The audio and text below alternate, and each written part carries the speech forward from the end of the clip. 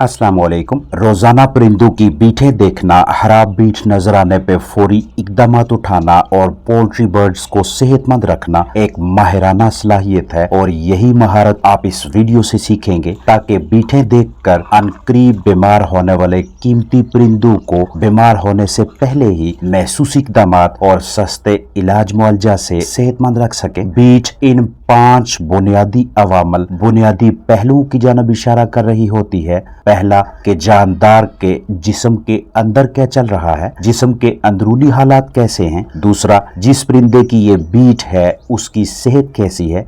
तीसरा, बीट महसूस बीमारी आर्जे की जानब इशारा कर रही होती है। चौथा, बीट देखकर मालूम किया जा सकता है कि परिंदा तनाव, स्ट्रेस, दबाव का शिकार है या कि नहीं। और पांचवा, बीटें बताती हैं कि पोल्ट्री बर्ड्स के लिए फराहम करदा माहौल कैसा है या फलाक की देखभाल कैसी हो रही है। शेयर करता चलूं कि अगर आपको मसलसल 2 दिनों से इस तरह की झागदार, जर्द, पीली या जर्दी माइल ड्रॉपिंग्स बीटें दिखाई दें, जिन्हें हम फोमी ड्रॉपिंग्स का नाम देते हैं, तो इस रंगत की झाग वाली बीट मुर्गी के जिस्म के अंदर तफैलियों, कीड़ों, खूनी पेचिश मर्ज यानी कॉक्सिडियोसिस के पहले मरहले की जानब इशारा कर रही होती है।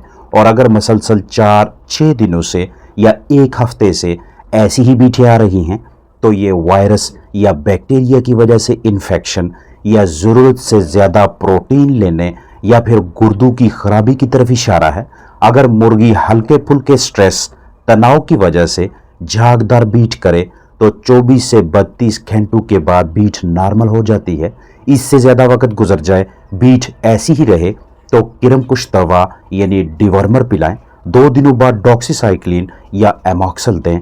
रिहाइश का बर्तनों की सफाई, जरासीम कुशी करें। इजाफी प्रोटीन वाली गजाएं देते हैं तो इनकी मिकदार कम कर दें और गुर्दों की सेहतियाबी के लिए प्याज या लहसुन खिलाएं। झागदार बीट नॉर्मल बीट में तब्दील होने लगेगी।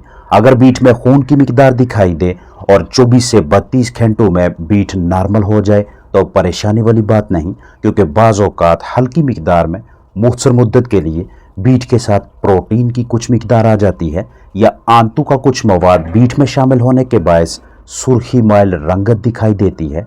लेकिन अगर मसलसल इस तरह की खून वाली बीटें दिखाई दें तो एम्प्रोलियम या कोई और एंटीकॉक्सीडियल दवा इस्तेमाल करवाएं या फिर घरेलू पैमाने पे बतौर मतबादल हल्दी इस्तेमाल करवा सकते हैं।